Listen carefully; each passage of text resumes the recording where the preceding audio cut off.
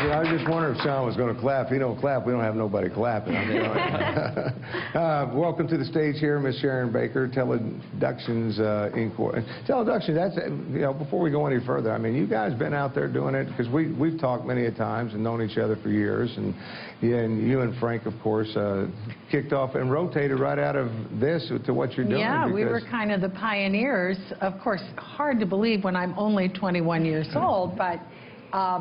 We started together at the old Rollins Cablevision in 1973, where we were doing 28 hours of live local programming a week. One camera, too. One camera. and really, it was all sort of built around Frank's personality, which hasn't changed, really. He's still a very entertaining guy.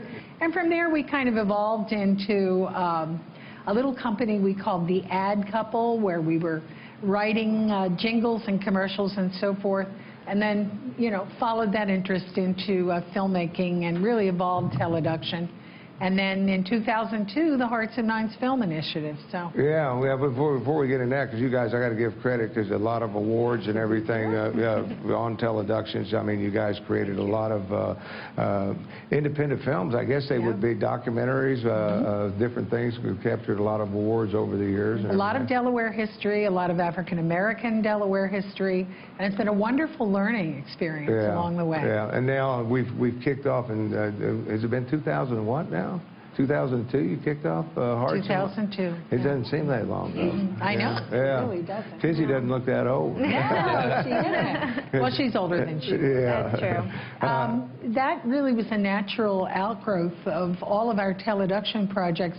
And, true to our beginnings, we still serve the nonprofit community. Right. In our work-for-hire kinds of projects, we work with many, many nonprofit organizations throughout the state and really beyond, but really here in Delaware. And, they would always come to us. The cause was always enormously worthwhile. They never had the money to do, what they wanted to do, and we always just did it anyway and added value. So in 2002, I said, really, we should formalize this so we can kind of go off in that direction, help people write grants and so forth, and focus on kids. And that's what we did. And that's what you did, because I had an opportunity to go down and see Tizzy at work here, and and the kids really enjoy this. So let's talk about it. What all goes on? What you guys are talking about is our Media Mentors summer program. And what we do with that is we bring some kids from the city through a couple of different organizations that we partner with, like the Neighborhood House in Southbridge and a couple of others. And what we do first is we bring some college students from Delaware State University. Sharon teaches down there. Right. And we give them a week of master classes with some professionals from the film industry that we work with in New York and Philadelphia. And then that's the first week of the camp, and then the second week is when we bring in these younger kids from the city that I mentioned, and the college students basically pass on the knowledge that they've learned to the younger students, and they produce, socially focused they get together, media. They put together, I was watching them put together a kind of a miniature movie, I guess. Oh, sure. They become the teachers. We were looking for an institutional partner, and we partnered up with Delaware State University. I do some film classes there, documentary and cinema.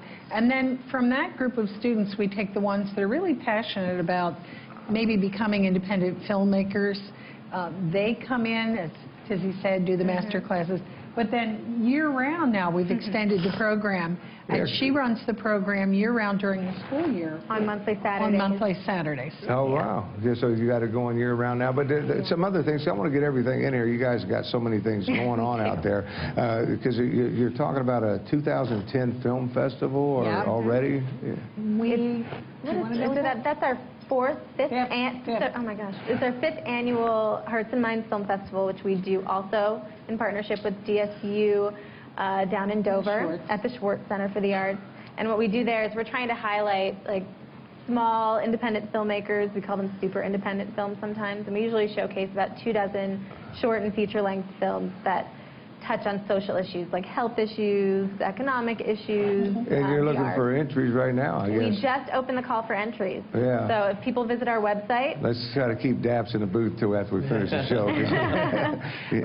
But, Tizzy really manages the intake on that, and we use a system called withoutabox.com that independent filmmakers all know.